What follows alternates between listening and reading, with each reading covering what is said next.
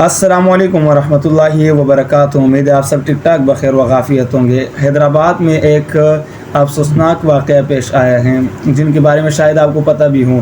حضرت عمر رضی اللہ تعالی عنہ کا وہ پتلا بنا کر اور اسے جوتے مارے گئی ہیں۔ نعوذ باللہ، یہ انتہائی ہی خطرناک حرکت ہے، لیکن یہاں پر پولیس بالکل خاموش ہے، سیکورٹی ادارے بالکل خاموش ہے، انٹیلیجنس ایجنسیز بالکل خاموش ہے۔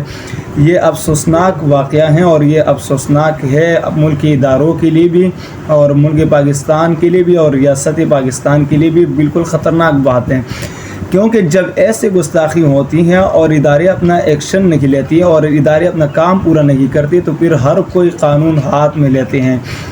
میں تمام ادارے، جتنے بھی ادارے ہیں، چاہے وہ سیکورٹی ایجنسیز والے ہیں یا اس کے علاوہ ہمارے افواج پاکستان ہے یا اسٹیبلشمنٹ ہے یا اس کے علاوہ پولیس ادارے ہیں، میں ان سے ریکویسٹ کرتا ہوں کہ جو لوگ اس گستاخانہ حرکت میں ملوث ہے ان کو آپ گرفتار کر کے کیفر کردار تک پہنچایا جائے۔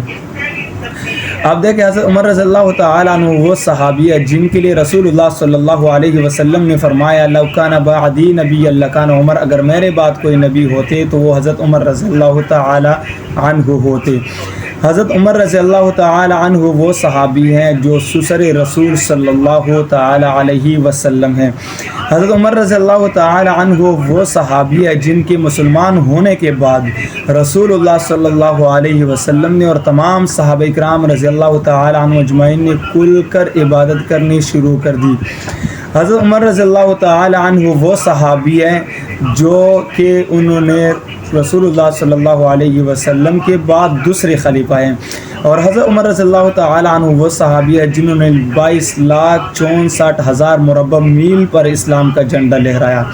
حضرت عمر رضی اللہ تعالی عنہ وہ صحابی ہیں جنہوں نے اللہ تعالیٰ کے احکامات پر، رسول اللہ صلی اللہ علیہ وسلم کی سنت پر کوئی کمپرومائز نہیں کیا۔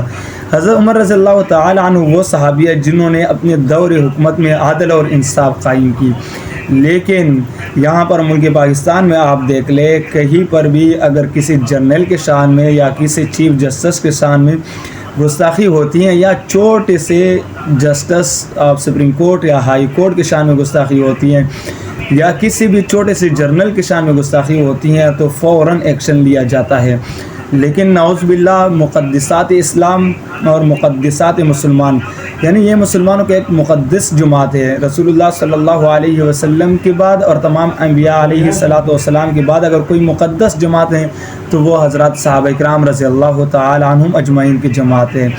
لیکن یہاں پر ملک پاکستان میں ان کے شان میں گستاخی ہوتی ہے، ان کے شان کا تنقیص ہوتا ہے، ان کی شان میں گستاخی ہوتی ہے، لوگ ان پر تبرہ بازی کرتے ہیں، لیکن یہاں پر کوئی ایکشن نہیں لیا جاتا۔ اب بھی میں ملک پاکستان کے تمام اداروں سے ریکویسٹ کروں گا کہ آپ کے ہاتھ میں اب بھی ٹائم ہے، آپ کے پاس ٹائم ہے، آپ کے پاس موقع ہے، اور اس موقع کو اپنے ہاتھ سے جانے نہ دیں، ورنہ بعد میں آپ افسوس کریں گے، بعد میں آپ کہیں گے کہ پہلے یہ ایکشن لیتے تو یہ حالات نہ ہوتے ملک پاکستان کے۔ اب دیکھیں ہر کوئی بنگی چرسی اٹھ کر وہ صحابہ کرام رضی اللہ تعالی عنہ اجمعین کی شان میں گستاخی کرتی ہے، کبھی کراچی کے اندر گستاخی کرتے ہیں تو کبھی اسلام آباد کے اندر اور کبھی حیدرآباد کے اندر، لیکن کوئی ایکشن لینے والے نہیں ہے، کبھی پشاور اور کبھی باڑہ چنار۔ میں تمام اداروں سے ریکویسٹ کروں گا کہ آپ ان کے خلاف ایکشن لے لیں اور ان کے لیے قوانین بنائیں۔ اس لیے ہم ریکویسٹ کرتے تھے، اس لیے ہم کوشش کرتے تھے کہ تحفظ ناموں سے صحابہ بل کو پاس کرایا جائے تاکہ ان گستاخوں کو لگام ڈالا جائے۔ اگر آج قوانین ہوتے، اگر آج ملک پاکستان میں ان کے لیے سزائی ہوتی تو یہ گستاخی کرنے سے پہلے 10 دفعہ سوچتے، یہ گستاخی کرنے سے پہلے 1000 دفعہ سوچتے، لیکن ان کے لیے کوئی قوانین نہیں ہے۔ میں تمام اداروں سے ریکویسٹ کرتا ہوں کہ ان کے لیے قوانین بھی بنایا جائے۔